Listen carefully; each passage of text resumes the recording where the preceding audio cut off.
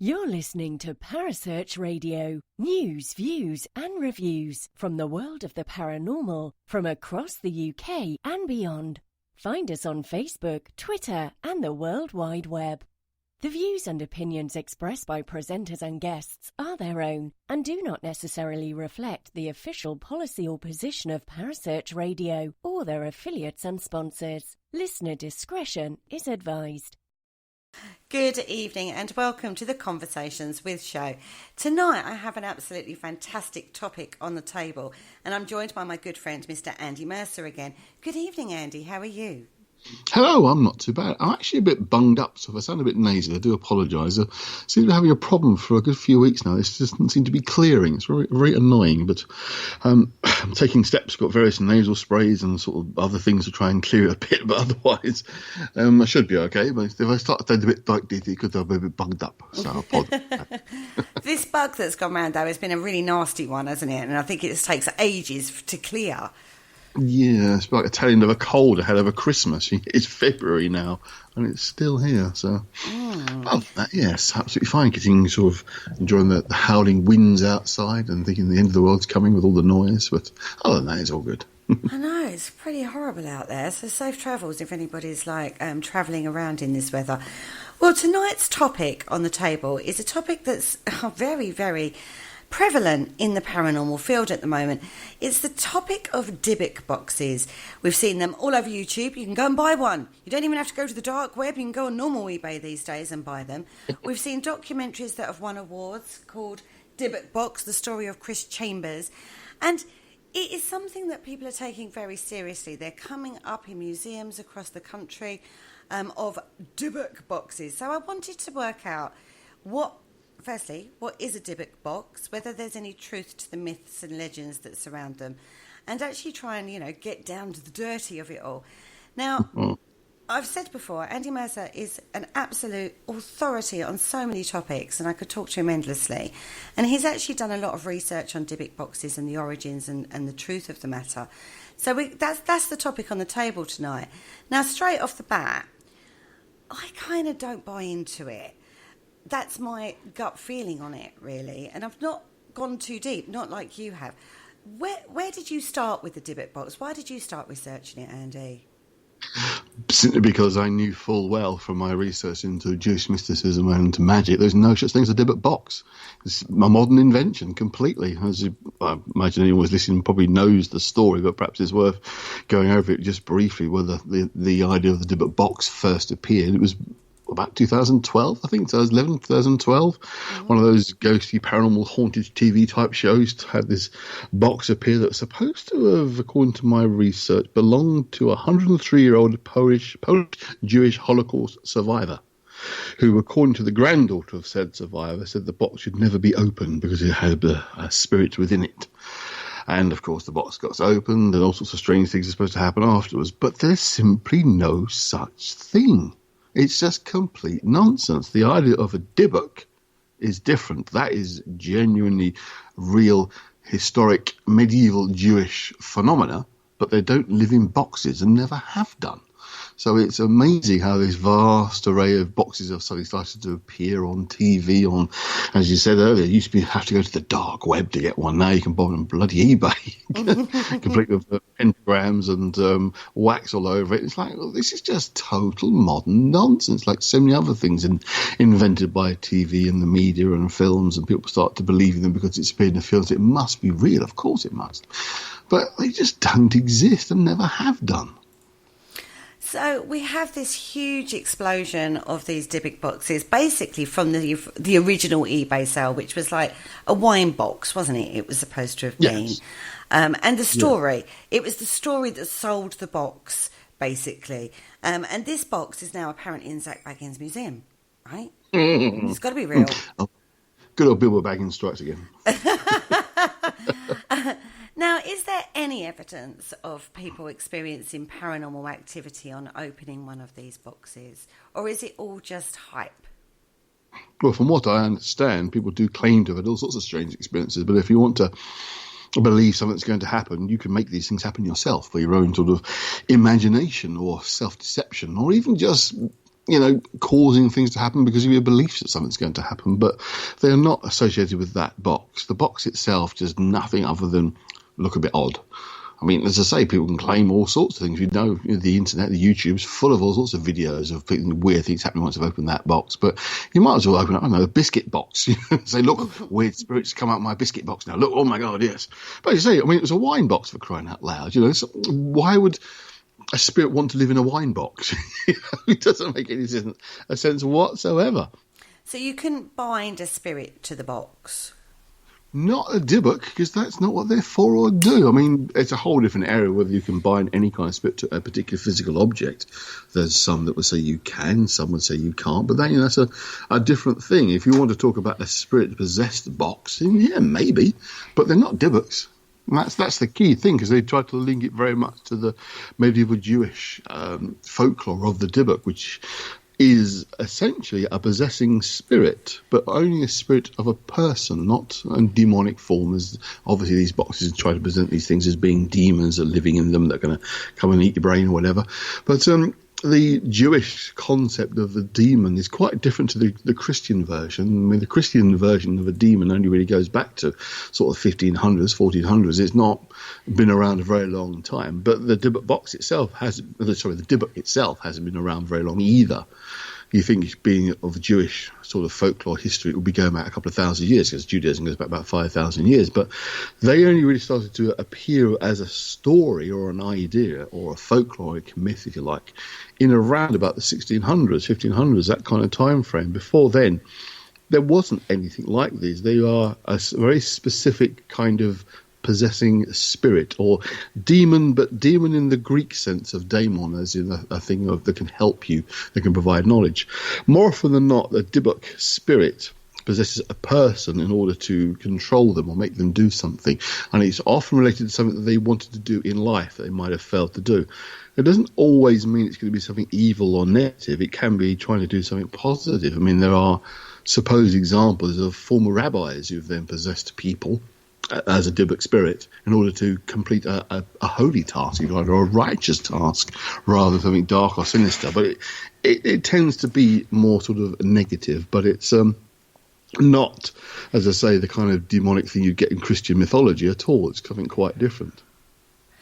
Exactly. So the name, the person who took the name, the Dybbuk, used a mythology, twisted the belief system to fit the horror story of the box, to build up a really good story that surrounded it, correct? Oh, very much so, yes. I mean, I don't know the full details of what happened next to it, because I've never even watched the programme it first appeared in, but certainly it was to create...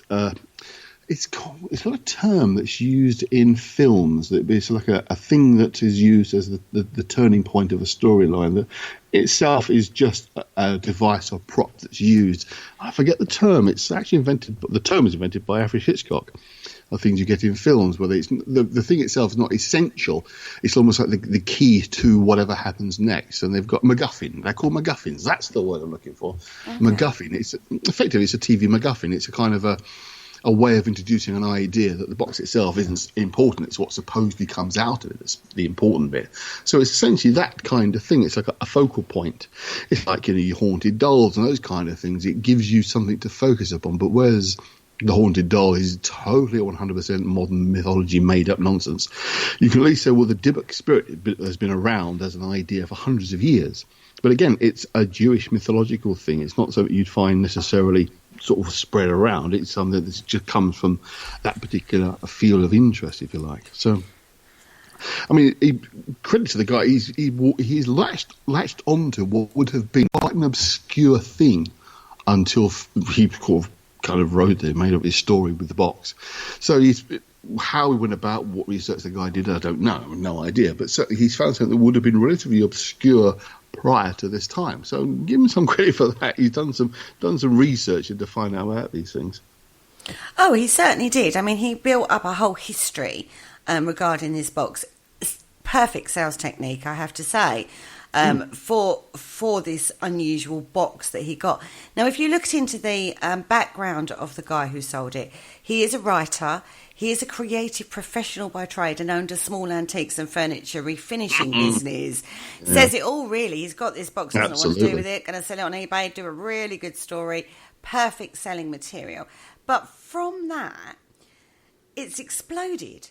It's completely exploded across it, across the paranormal field in general, hasn't it? I mean, God, I know several people that say they have got a Dybbuk box. And as I say, even more recently, the story of Chris Chambers, which I looked into, I watched it, very interesting, great, lovely, fantastic, bit like the Blair Witch Project was how I saw it. And it just flagged up so many questions throughout that. And it is basically a story of a guy who buys a box and then opens it, gives his reasons why he's bought it. He actually bought his off the dark web, opens it up, has loads of paranormal activity happening around his house, and then basically disappears off. His parents have released the footage to warn people not to. So the myth's perpetuating itself time and time again through media, through this drive. And they become a very big pull, don't they, with belief system. Belief system ties into this because the history, the original history, ties in with real mythology. But we go back to, what is a Dybbuk? It isn't something that you're going to necessarily attach into a box. Yeah. That's not the purpose of it. He could have called it the gin box, just except, that's a bit like, too spirit in regards to alcoholic spirit connotations on that. In regards to the item he's selling. Interestingly, if you think about the idea of the gin, actually works slightly better because a gin is a genie in the lamp, the kind of Aladdin thing. So that would actually have made more sense to have used the idea of the gin rather than the Dybbuk. But it's just the obscurity of it. I mean, just going a bit more detail of the Dybbuk itself, the idea of it, say around about the 1500s, it's quite closely associated with the ideas of the Kabbalah, which I'm sure I've spoken of before on here. But particularly a guy called Isaac Luria, who was something of a mystic, a kind of real Messiah, almost Messiah type figure that popped up around that kind of time. And he, by and large, is responsible for the introduction of this idea of the Dybbuk spirit, which would possess people, because apparently sometimes he was possessed by it in order to pass on sort of messages from God, if you like, or revelations that were coming from the rabbis of the olden times, going much further back. But yeah, there is. I mean, if you want to talk about sort of demons within Jewish mythology, they do have terms that are demonic-like creatures. But as I said at the beginning, nothing like the Christian version of a demon from hell with fire and brimstone and flames and that kind of nonsense. But there are sort of negative spirits called the Gilgul, which are dark and can be quite sinister as well. It's also about the process of the transmigration of souls, which is something that you don't see modern times in Jewish religion, but there are examples of the idea of the progression of a soul, i.e. reincarnation, and another way of putting it, that there was links with those kind of things going on, almost as if it can become part of the process of reincarnating as a Dybbuk spirit in order to become human again later on. That's an interpretation of the idea from the medieval times. It's not necessarily that's like the mainstream notion. I think we're talking about sort of more mystical notions here. So they do have these things that tie in as being sort of negative demonic spirits that exist in Jewish mythology. But the Dybbuk isn't really one of them. It's purely a human spirit possessing. So it's interesting that he chose that particular, say, really quite obscure, almost non-canon,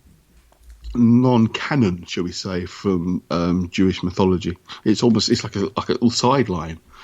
So that's what I find interesting, that the guy was obviously on a mission, if you like, to produce something that would be interesting. So you found something really quite obscure, because you try and find references to Dybbuks prior to this Japanese wine box of the Jewish Holocaust survivor. There's not an awful lot out there. Not really. I mean, I'd say I was looking at this earlier, and it was very difficult to get past the selling perspective of Dybbuk boxes. I mean, there was like loads and loads of information about where I could buy one and what I should do with one when I've got one, and don't open it, for goodness sakes, because all hell will break loose, and, that kind of thing. But when I was trying to actually boil it down to the real origins of a Dybbuk box, it all came back to this guy, this Kevin Mannis, the first sale of this Dybbuk box. So, yes, I could find information about Dybbuks, that as an entity I could find information about, but not in regards to linking it into a box. That, like, I came across things that was like, it would link or cleave, they use the term cleave, to a person, and it was, like you said, the soul, the spirit of a person, a human. It wasn't like a little demon, like people are saying that this is a common thing. It's almost taken on an elemental level. And it's not. And Dybbuk is actually a human spirit that is attaching to another human spirit, negatively or positively. That's the definition, So it was incredibly difficult to distill it down to this box thing, because I couldn't get past the initial sale of the Dybbuk box. It was very difficult. In fact, I didn't. That's the basic line of it. I couldn't go back further than that. I didn't find anything. Yes, I'm only looking on the internet, but then that's why I called Big Guns in, like you, to help me out. Now, you've mentioned the word demon a couple of times. Yes. Now, can we just clarify that meaning of that word? Because that is a very, very word that's very misrepresented and misunderstood term, isn't it? So just go through that one for me, please. Well, the thing is, it depends on which mythology you're working with or religious code you're working with. The term has quite different meanings. We in the West here, Judeo-Christian country, now we use the term Judeo-Christian because it's the idea of Christianity come from Judaism, but they're not the same. We have an idea of what a demon is that really goes back to sort of early medieval times. Before that, it's quite a different notion. Our idea now very much is one of the denizens of hell who've come to basically possess the living, to control and bring about the end of the world so that the Antichrist can emerge, blah, blah, blah, blah. That's our understanding when we tend to talk about them now. But you can go back further. There's a term called the daemon, which is a Greek term, which again is a spirit, but it's there as an aid or help. It can actually provide information. It's like a guide, if you like. We have in the sort of world of the occult, you have this thing called the holy guardian angel. That's a term that's been adopted because it sounds quite nice and safe, but essentially it's your daemon, as in almost like the daemon you had in Robert, what's his name? Pullman's stories. That was on Over Christmas. It was as an animal, wasn't it, that linked to a person? That's it, yeah. Well, it is essentially, it's offering advice and suggestions, and that's what a daemon spirit does. I mean, it's a spirit. It's not sort of a little sort of woodpecker or a squirrel running around beside you. That was quite nonsensical, but that's just Philip Pullman's writing. I mean, not his writing is not nonsensical. The notions come from Philip Pullman, but he's used the Greek notion of the demon or daemon in that respect. In Judaism, you have what's called the Shedim, which is a demon-like creature. But again, it's not coming from the denizens of flaming hell with Satan sitting on a big throne somewhere. It's quite a different idea. It's a negative spirit who's trying to pull you to the dark side, if you like. Pull you away from God is essentially what they're trying to do. It's not necessarily recruit you to work for the powers of evil as such, but just pull you from God. That's the Shedim's task, if you like, his or hers mission. But again, they have never been human, they've never lived, they're not something that has evolved from a person. So you have that sense. But other cultures don't have that kind of notion of demon. I mean, if you go somewhere further, like Buddhism, for example, they do talk about demons in Buddhism, and often that gets mistaken for meaning the same kind of fiery demons of hell. But your demons in Buddhism, for example, are just the bad things you do, your ego, your selfishness, your pride, all those kind of things that they're seen as negative. They are demons in that respect, that they are the sort of the bad things that we tend to do, and that's what you're battling against. But they are seen often in art, particularly in Tibetan art. You get the images of what look like demons being fought against, as in you see them as creatures, but they're representations, are symbols of ideas. But again, they get taken as being as if they're somehow literal, actual flying monsters who come out of the ground and they eat your brain. That idea is something that's become that we use almost like a lens, if you like, to view other concepts of demons and daemons through our own sort of medieval-based understanding of them, and it's quite a narrow way of seeing these things. It's much broader than that. There's different interpretations and meanings that we tend to miss out. A mix, because like you said, there's lots of different cultural influences, and people get not confused, but it gets muddled, doesn't it, along the way? Like demon is like now a Dybbuk, but it's not a Dybbuk because that's not the true meaning, but people don't go that step further and look them up. Like a jinn is something completely different again.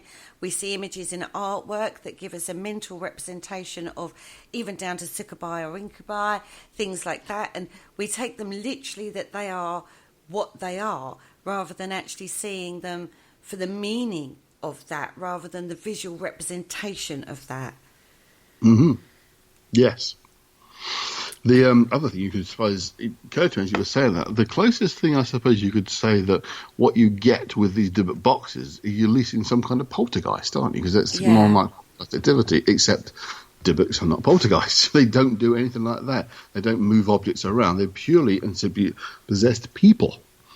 Now, I think what I can probably say with some certainty is it's yet another attempt to explain human psychological abnormalities. You know, the idea of sort of speaking in tongues, speaking nonsense, comes back to people who are obviously having psychological issues, whether it's caused by brain injury or other maladies. It's part of that whole picture of trying to explain why people do weird things sometimes. You feel like that it can't be you, it's a possessing spirit that's making you do that. I mean, I think we can also narrow this down even further. When we talk about this conventional notion of demons, we are talking about Catholic demons, if you like. Demonism in Catholicism. That's a very specific approach to Christianity that has a demon has again been this negative, powerful force that's trying to control you and sort of make you do evil things to tear you down to be a line of Satan. He's not even just Christian; it's more specifically Catholic as well. But again, like I said, it all gets muddled and mixed up, and the definitions get confused between different belief systems and cultural references. So it becomes like a generic term without a true meaning behind it of what it originally represented. So it is easy to understand how these things come up and become such a phenomena that they are. Let's just go back to the actions. You said that the Dybbuk is actually something that is a possession. You know, it links onto another human. Now, we have to talk about possession in regards to, can a spirit possess a person? In all your years of the work you do external to this field, have you ever come across a case like that? That I would say absolutely is something possessing them. Never, not once. Do you believe? That's fine. Do you believe that could happen? No. Okay, but the belief system within the Dybbuk religion is that. Well, as I said, it's not even a standard Jewish belief. It's very much a mystical, medieval path of subculture of Judaism, if you like, that emerged in the 1600s and put forward this idea. And again, for them, it was more about things needing to be done and a way of explaining abnormal psychological activity. And I still think that is very much the case of what I have seen in the weeks of involvement in decades of paranormal activity I've been involved in. That, you know, there are always people who are going to insist, no matter what you say to them, that, oh, absolutely, no, that's a demonic spirit that's possessed that person. And I say, well, which version? You know, which religion are you taking that from? Oh, Christianity. Well, you know, Church of England doesn't tend to have that happen in the Church of England. It only happens in the Catholic version of Christianity. It doesn't tend to happen elsewhere. You do get, I mean, almost every, I could talk about movies, but every movie you see where there's some kind of possession going on, it's usually the Catholic priest who comes to and do the exorcism. Now, I do know the Church of England does do exorcisms, but it's incredibly rare. And they would even say themselves, you are basically doing something that will appease psychologically the person that you're doing it for. So it's buying into the person's belief system to release them from the psychological issue that they're doing. That they're having. Yes, I mean, There's absolutely no doubt at all that if a person who is strongly religious, who believes that the malady they're experiencing is due to being possessed by a demon or a demon attacking them, if you give them a full-on exorcism, there's a very good chance it's going to make a difference, because our belief systems are so powerful. But it doesn't mean for a moment that these things exist entirely externally to the person who's experiencing them. That's the thing. Now, it's a bit of a grey area, and I always find myself having some difficulty explaining this, but certainly the sense of presence that's close to you if you're working with ritual magic, for example, is palpable and I would say quite real. What you're connecting with is a matter of debate, of course, but it's not some dark possessing spirit who wants to take control over you.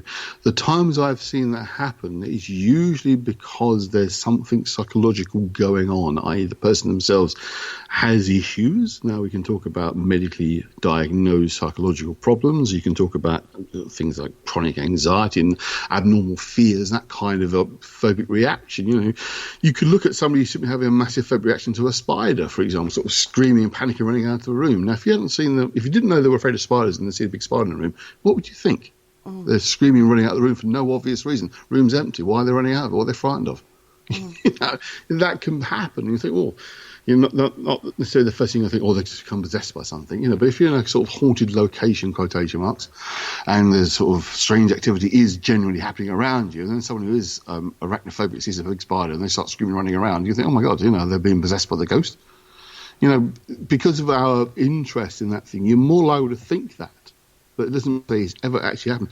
I mean, you know, it's one of those things you can't necessarily prove one way or another. But given what I do know about human psychology, that we're very good at self-deception, much as anybody else. We can deceive ourselves and believe ourselves to be possessed. Excuse me, sorry. So, I find it difficult to accept because you are then dealing with a belief system. You can't get beyond that. There's no way of quantifiably, absolutely categorically proving one way or the other that they are either possessed or not possessed by a spirit. And there's an argument, isn't there? Because you are coming up against a belief system. They believe that strongly that that's what's happened.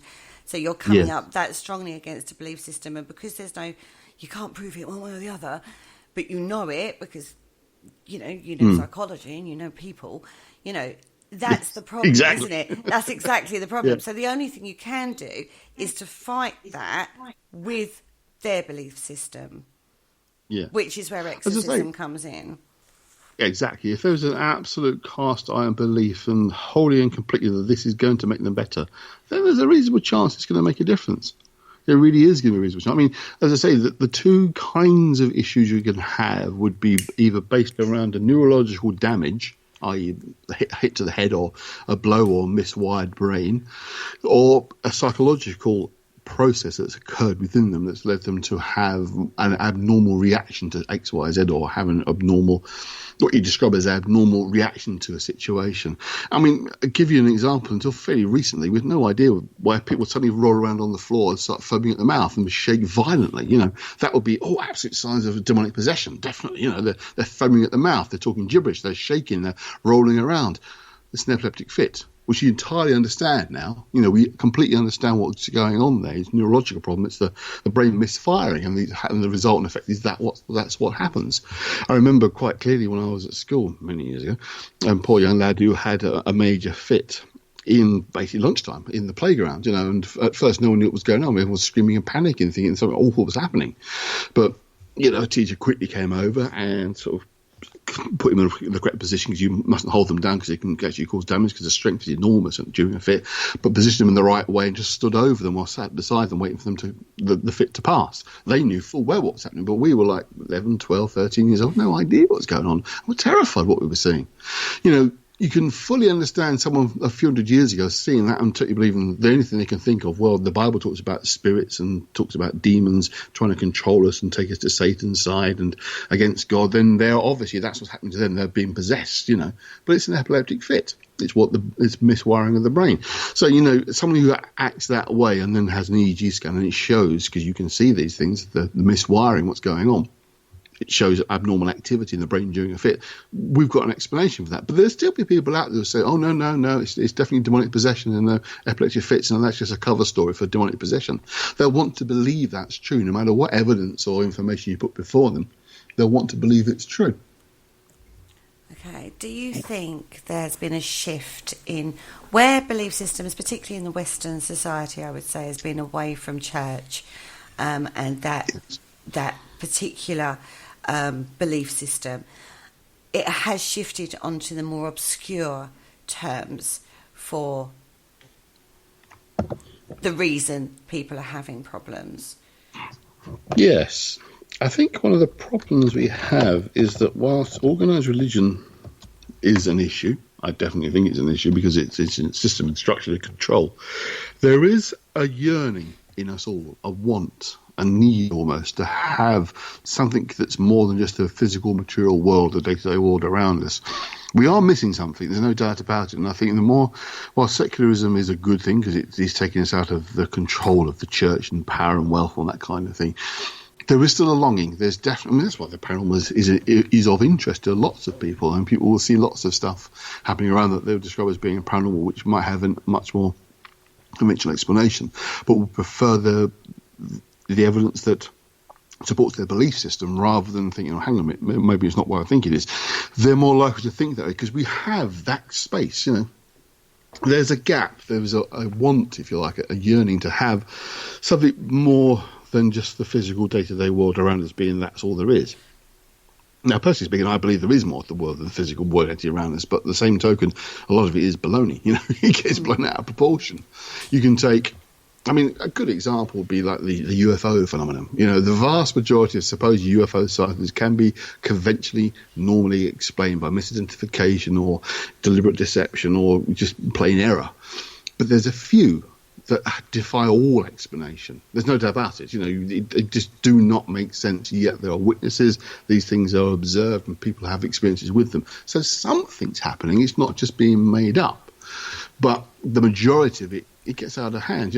As you know, maybe our one or two listeners know, I've been involved in paranormal investigating for a very long time. I've been involved in events companies, a number of different companies over the years. And you get all sorts of things happen, and people freak out the slightest little weird noise or knock or bang or whatever, and they go but mad. It's like suddenly there's something horrendous is happening or amazing's happening, and you think, well, that's nothing. But people want to have these experiences, want to believe them, then they tend to get overblown. But there are occasionally the stuff you think, well, that's absolutely real, that's definitely just happened. And almost sometimes it's like, well, that's a bit boring. Yeah, but that's real. That thing just actually happened. Oh, but that's not what we came for. It's not so interesting. It's amazing. You get that sometimes. A quick, simple example that I can mention to you is one place that I have been talked about many, many times is Woodchester Mansion. Now, when the Ghost Club first went there in the year 2001, they were the very first to investigate there. They actually recorded and experienced this bizarre sound that was a bit like a drill noise going off, which was was then followed by what sounded like masonry falling, like part of the roof falling in. Really loud, heavy crashing sound. They got the first part, the drilling strange noise, but they didn't pick up the masonry noise. But I actually spoke to people who were there at the time because I was there on one of the very first investigations afterwards, and they said about hearing that noise. They said it was bizarre. It was like part of the roof was falling down, but we checked the entire building, nothing was falling, no damage, no harm, nothing. But it was a very audible sound. On one of our events there, we were on the first floor in the bathroom area, myself and a friend of mine who was with me. We, and about 6 or 7 of the punters, all heard that noise. Like, wow. And they were like, oh, what's that? Just a few bricks falling. They said, but that's the sound that was heard before. Nothing's fallen off the roof. We went outside, we checked everywhere, nothing had fallen. But they weren't interested. It was like, because it wasn't some ghost in the white sheet, they weren't interested. But that was paranormal because nothing had broken, nothing had fallen, no damage, yet the sound of heavy stones falling from the roof were quite clearly heard by, I said, all of us in the group. I think myself and my friend went off to try and figure out what the earth was going on, and the others were like, oh, that's nothing, that's not interesting, it's just a funny noise. But that's real. So bringing it back to the Dybbuk box, when we talk about it's infectious, we've talked about when you're actually out investigating and the smallest noise, people go, oh my God. Or did you hear that? And then you get like that ripple effect going through. This is happening on a grander scale in regards to the belief in the Dybbuk box, isn't it? It's that same small little phenomena that you see on a ghost hunt of believing something small, like you say, is paranormal, is a paranormal phenomena. This is happening on a larger scale in regards to the belief in Dybbuk boxes. Yet it all comes back down. People don't seem to care about the origin or the real picture of the paranormal. How does that happen, psychologically wise? How does that infection, how does that happen? Well, it's interesting. One of the things I've been looking into a lot recently, I don't tend to watch many of the so-called ghost TV programs at all, but I quite like watching stuff on YouTube. I often find that fascinating. And the number of groups who now have YouTube channels which post up stuff that say, scary demon monsters and, all big headlines, so you'll click on it, is growing exponentially. But of course, that is a way of earning money. If you get enough hits on your YouTube channel, you will get paid both from advertising revenue within the program you put on, the YouTube video you put up. So there is a propensity to want to ride the coattails of something else, So if someone's watching someone like a Bilbo Baggins, Zach Baggins' program, and talk about Dybbuk boxes, let's go and find our own Dybbuk box quickly, because if we stick a YouTube up video and people search Dybbuk box, our program will come up and we get lots and lots of hits, get famous, and maybe get our own TV show. It's riding the coattails of things. A little while ago I saw a video of a ghost investigation team basically kind of shouting demonic, leave this doll thing. It was like a Raggedy Ann doll sitting on this chair, and he's going, leave now, throwing holy water away, cross crucifixes at it. It looked utterly ridiculous, but you know exactly why they're doing it, because we're told, these demons and ghosts possess dolls, because of course you get things like The Conjuring. Give the impression that things happen all the bloody time. And the Dybbuk box is the latest example of exactly that. That's riding the coattails. This guy's been on TV shows that Baggins has had in, and so it must be worth, let's copy that idea and perhaps get lots of people watch our shows and make money, or just get famous, get our own TV show, Because a lot of these shows, from what I understand, did start off on YouTube, and they've gone from YouTube onto the sort of mainland TV stuff. So I can see exactly why people would be doing it, but it's just grab the latest thing. It's like you almost want to go and create something yourself that's outrageously daft. I'm trying to think something that's even more daft than possessed boxes and possessed dolls, but I'm struggling to think of anything that's even sillier than that. Where does it go next? Yes, what can we have? Possessed hats or something? Well, I've seen a recent team working with Fred West shoes, so it's... we've got scope. There's scope there, is all I'm saying. Now, inside a Dybbuk box, there generally is, if you open one, if, you're believing that there's something inside it, when you open it, what's inside is usually very trigger of occultism. Yes, they have a few little bits and symbols. Of course, for some people, even the Jewish language, the Hebrew itself is somehow kind of sort of magical and mystical, which in a sense it kind of is. But even when it's just like Jewish letters inscribed onto something, that must obviously definitely be some kind of spell or magic. But one of the other things you often see in these boxes, I've noticed, is pentagrams. They're 5-pointed stars. There is no 5-pointed stars mean nothing in Judaism. It's not a symbol. The Star of David is 6 points. 5-pointed star means nothing, and yet often they're carved on these boxes. It's like, if that's a Dybbuk box, which is Jewish, which they probably don't even realise, why is there a pentagram on it? Things like that. And all sorts of strange things seem to get stuffed inside these things. I mean, the so-called prayer that was on the original Dybbuk box was, Hear, O Israel. Hear, as in ear, hearing, O Israel. It's the start of Jewish prayer. You speak to Israel, essentially. Israel is not the country that's in the Middle East, it's the people of the Jewish people. They are the nation of Israel, if you like.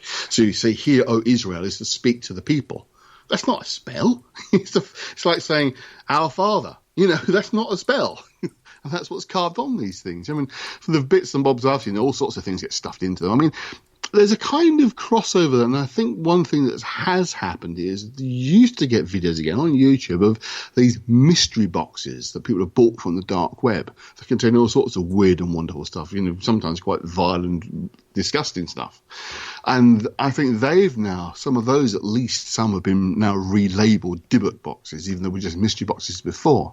So because there's no such thing as a Dybbuk box, you can't say what the standard thing is supposed to be in it, because there isn't anything in it. It doesn't exist. So that's one of the problems you've got. You can't say, well, this is what's supposed to be in them, because they don't exist. So who knows what's supposed to be in them? So you could add basically anything you want to in there, like ashes, flowers, little parchment with symbols, runes, God knows what else written on them from cross culturals again. Oh, absolutely. Shove it all in there. Maybe even a lock of hair just to add the human factor into there. Absolutely. And that's it. Shut the box down.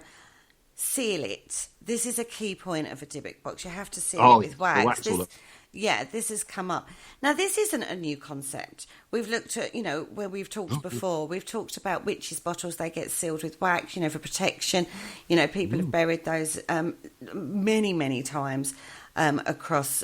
And that tends to be more of an English folklore. Am I correct in that one? I suppose, yes. I mean, a lot of what would be regarded as witchcraft around the world originates with us. We are the originators of a lot of it, so yes. So it's buying into a lot of different mythologies and belief systems to create almost like the perfect, weird, it's got to be paranormal box, right? Absolutely. I mean, you need to get a Dybbuk box, put inside it a Raggedy Ann doll and a picture of a Slender Man, and you're well away. You're touching all bases then, aren't you? You really are. Yeah. My mind is now starting to go off on angles, you understand, because I'm thinking of the old time capsule boxes that you could go to town with one of these, couldn't you? Oh, God, yes. So, when people are making like a big thing of like the opening of a Dybbuk box, finding all this stuff that they believe links to a cult or witchcraft or ceremony, ritual that has gone into it. When we've talked about this term many times, I'm going to cover it again just to hone the point down really. When you're doing a ritual, you do it with a specific intention, correct? Yeah, you should be, yes. Yeah, and you would use certain tools for that. Mm-hmm. Would you then put them inside a box to seal off the ritual, as it were? What would you do with the fragments of your ritual? It depends really on what you're doing. If you're involved in sort of, shall we say, standard goetic magic or Solomonic magic, you have a specific things you're supposed to do. You have items you would keep which are part of that. I mean, candles, etc., the things you would make use of. So you would keep those generally. You might store what you use in a box. Doesn't make it a Dybbuk box, of course, but you would probably store your candles and everything else in a box, keep it safe. So yeah, I mean you do, but we're quite economical, us occultists. We tend to reuse things. We don't just use them once and throw them away. We always use them again and again. We look after the stuff we make use of. But I mean, I was just very briefly picked up a picture of the original Dybbuk box I just discovered online. Everyone knows about, and what have you got in there? You've got a piece of stone that's got a couple of Hebrew words on, which I can probably work out if I had time, because I'm getting better at reading Hebrew. A brass cup. So a single candle holder, some hair, a brooch, and something I can't quite make out. Apart from the fact that there's Hebrew writing on the piece of stone, this could be anything. A cup, a candle holder, and a bit of hair. It could be anything. Why is it so specifically a Dybbuk box? What makes it a Dybbuk box? That's what I find bizarre myself. Mm. Well, this is the thing, but the reports of what people had afterwards, again, all came up in the story. There was no verified facts on this, and all sorts of things were linked to this box. People said they had the box, and then it grows a mythology around it, doesn't it? Oh, I had this box, and I lost my hair, and I had problems. I had loads of possible psychosomatic effects. Some people report the old hag syndrome happened with this box. which we know is a well-known phenomena. That's been explained psychologically many, many times. Absolutely. And there's an evolution from the old hag syndrome through to alien abduction these days, I believe. Yep, absolutely. So, we've got an answer for that one.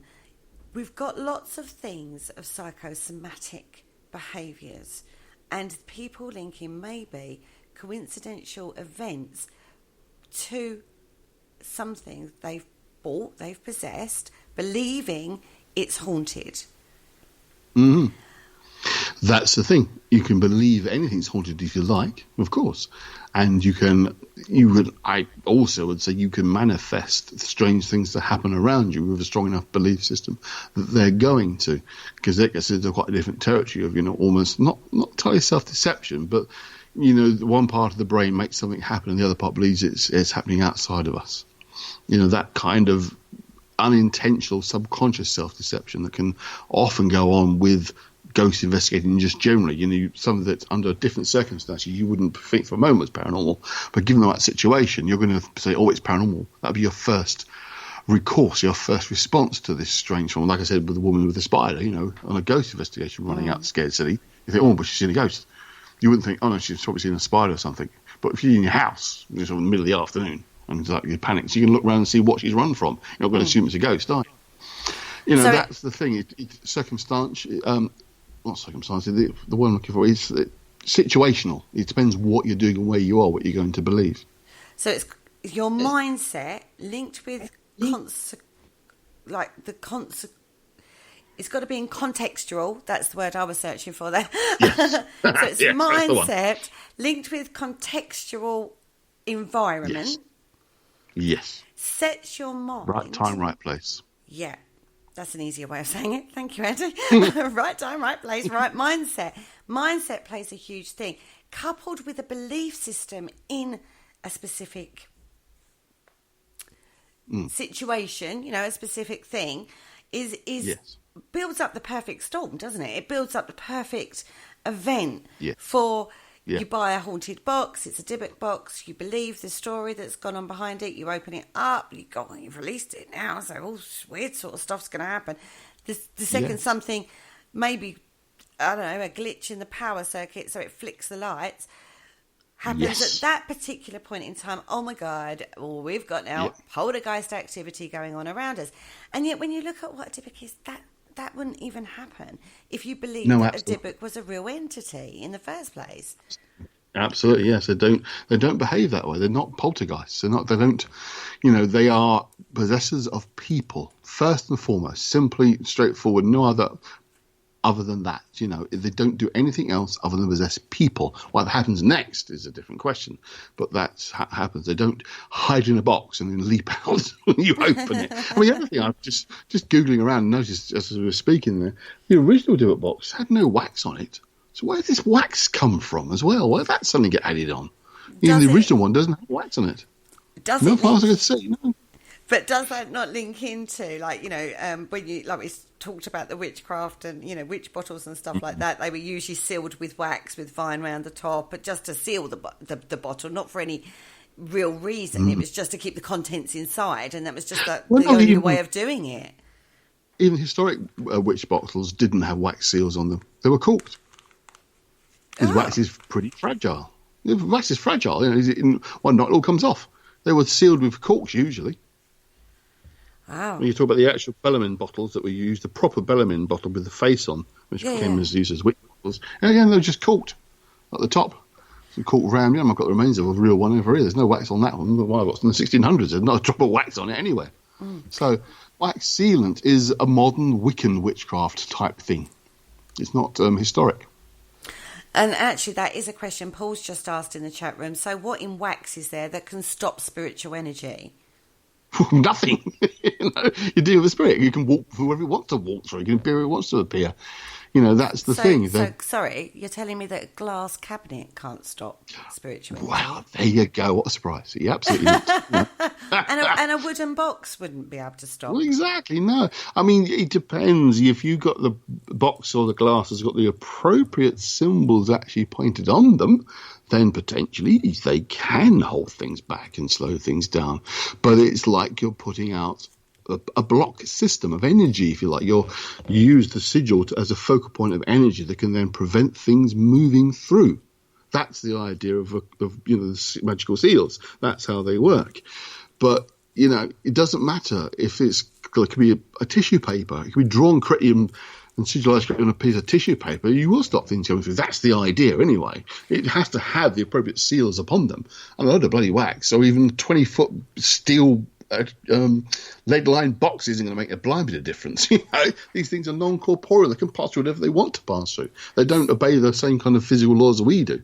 So it's the sigils, the symbols that are placed around it that are creating the energy that would prevent a spirit from entering. Hence why we do things like circles. And it's not the circle, it's the sigils you draw around it, correct? Yep, very much so. That's the key point of this. So we're coming back to, there was nothing on this box that had that kind of... No, that's what I said. There? Unless the drawing of the carving of a bunch of grapes has some kind of magical significance, no. Because that box says, but all I could see on that box on the outside was the carvings. It was a wine box, the carvings of grapes stuck on the front of it. That's all there was. Mm-hmm. Now I don't know that there's no occult text that I've got, and I've got quite a few that talk about the power of the drawing of the bunch of grapes. You don't have power. Except if you want to look at the wax thing, I've seen certain wine bottles have wax seals too, Yes. Spirits, grapes. I'm seeing links there, but I don't think it's quite where we're trying to get to tonight. Now, in certain mythologies, again, it's the symbol, the sigil, that's the important part, right? Yes. Well, you can take it further than that. The idea really is the symbol, the sigil itself is a focus point for your energy, if you like, the mental energy. That's what it has. That's how it has its power. And the idea is that you use older symbols from earlier texts because many, many thousands of people have done the same thing as you've done. Use that symbol to empower it to have an effect. That's why it's all very well people creating their own sigils and symbols. That's fine, but they're not going to be as effective because they don't have a history of usage. And one thing's for certain when it comes to the occult stuff, the history of usage of something gives it its power, gives it its strength. And if you're just making up modern stuff, the only person's energy that goes into it is your own. Which can be substantial, but it's not thousands of people over hundreds of years who've made use of those seals in the same way. Which we have discussed before, it is the empowerment of use as to why the symbol is so integral in those kind of workings. And, none of the boxes I've seen have had that on them. None of them. Most of it's a few pentagrams, which I say has no meaning in Judaism whatsoever. No, which doesn't link with the Dybbuk. Now, we're talking, I spoke earlier regarding a binding ceremony, binding an entity. And we talked about the possibility of being able to do that. Yes. Go into that a little bit more for me. Well, interestingly, as I mentioned at the beginning, I'm actually working on an article for a compendium book that's coming out hopefully later this year. And my article is on the Dybbuk and Dybbuk Boxes, dispelling all that nonsense. But part of it is I'm reproducing a 16th century banishing spell of how to depossess somebody of a Dybbuk. And that can actually be done.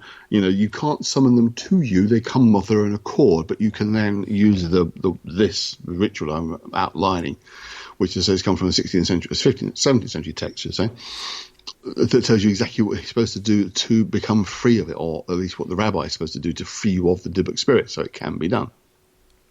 So what would you do to it? Just banish it to go off wherever it wants to, or would you then bind it to something?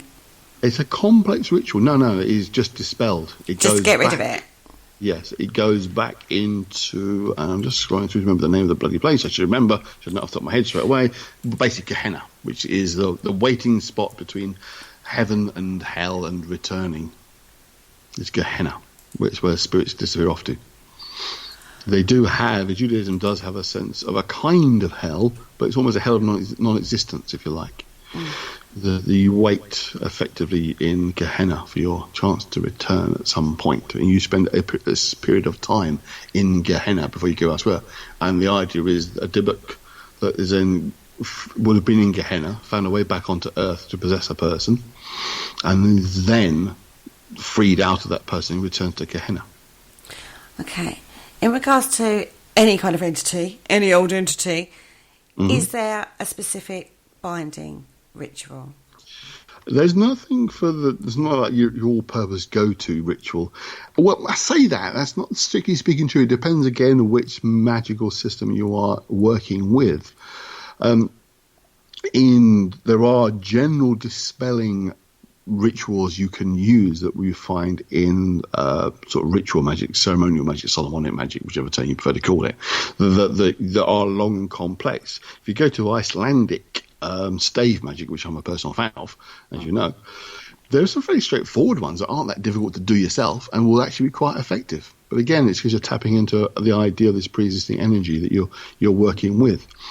Again, if you're into more traditional forms of witchcraft, not Wicca obviously because it's modern made up nonsense, but more traditional witchcraft, there are texts you can turn to, including a book called The Discovery of Witchcraft, published in the 1500s, again going way back in time, that included in its appendices 2 complete grimoires of magic, which were added by the author just to show how daft this stuff is. But yeah, he's actually preserved real genuine spells from the sort of 1600s. Or, of course, you could turn to my own book, which has got folklore, magic and spellcraft from the Victorian age up to the 1930s, which I compiled a couple of years back and was published by 3 Press, which have got genuine dispelling spells in them. There's also one very long, complex one, which I reproduced in a magazine article a while ago, which ties into the book that you got for Christmas. Yeah. So the Corondom invocation, which is used to dispel a negative spirit by summoning Corondom, surprisingly. That's another story entirely. But yes, it does. The short answer to your question is there are main means and methods, but the idea is that if they are dispelled using these magical rituals, they don't go anywhere. They simply stop existing. That's the idea. They don't have existence on our plane of existence, if you like. And if they go off to the ether or wherever. And if you conjure something, you bind them to a purpose, not an object. Yes, absolutely. They won't be bound to a thing. You're asking them to help you with a particular task, whatever it might be, a specific purpose. And the idea is they will say, all right, and I'll give you a hand for now. And then they'll go off back to wherever they came from, which is essentially wherever it is. It ain't our realm, so it doesn't go off and bug somebody else. It's not going to be somebody else. You can't put a spirit and say, look, you're going to be my watchdog for me. If someone comes along, you're going to jump this person and give them a hard time. It doesn't happen like that. Those things occur because we've experienced them, but it's not because someone's made that happen. No one has that kind of power over these things because they are not. You're not like your pet dog, you know. You can't train it to do certain things for you. You can entreat and request and hope, basically, that they will perhaps be helpful to you. What they are is a whole other show, of course. I think we've talked about this before. You know, I'm not a big eventual ideas of any of these things. But from experience, of my own experiences and own experiences of friends, I know this stuff does work. Exactly why and how, you could debate for forever. I mean, there are very specific belief systems people have, of course, as to how and why these things work, but it depends on your belief system. You know, you can tell one particular occultist who follows a particular path, they will tell you it works for this reason, and another one who's also an occultist who follows a different path, no, it works for that reason. That's why it works. You know, you're never going to get consensus. All you can say is stuff works. How and why, debate forever, but stuff works. But also stuff doesn't work. You know, you're not going to get Dybbuk boxes with Dybbuk spirits inside waiting to grab somebody because they'll come from somewhere before. They wouldn't just be hiding in a box. And there you go, folks. As the 101 of Dybbuk boxes. Now, you are joining me again on Tuesday evening, aren't you, to discuss Nazis and the occult. Blimey, yes. Yeah, that's a biggie, isn't it? That one. And again, an authority on the subject, guys. So, you know, it's keep an open mind when you come across these things, do some research. You know, listen to the shows that we've done on Parasearch. It's not all about ghost hunting. We bring a broader spectrum of the paranormal to you. Not just our show, but plenty of other shows as well. You know, discuss these concepts and these terms. Open your mind. Do your research. Look at the real story before you put your money where your mouth is and buy something perhaps like a Dybbuk box off of eBay. Look forward to seeing you all on Tuesday. Andy, can't wait for Tuesday, actually, because this is a subject that keeps coming up time and time again, the old Nazis and the occult, isn't it? Well, it's if you're dispelling myths time again. The other thing, as I say, I'm working on this article for a publication coming out. I'm also working on the second edition of my book on runes, and the particular runes I wrote about are ones that have been falsely associated with the Nazis. So obviously I've had a lot of research and a lot of digging, a lot of myth dispelling with these. So yes, it'll be interesting on Tuesday to talk about the topic, definitely. Yeah, very much looking forward to that. Tomorrow, oh, I don't know. Well, I've got to go to the vets. So around 6 o'clock, I'll be on the Parasearch Radio group page, giving you a weekly rundown of shows. On that note, don't forget the Book of Parasearch is available to purchase worldwide via Amazon, worldwide even, via amazon.co.uk or .com. Go over there, buy your Book of Parasearch. It's a collection of blogs from most of the Parasearch Radio presenters. On that note, I'd like to say thank you so much, Andy, for joining me again tonight. Been good fun, absolutely. And we will see you very soon. Good night. Thank you for listening. Don't forget to join us for more shows throughout the week. Find us on Facebook, Twitter, and the World Wide Web to keep up to date with all the shows right here on Parasearch Radio.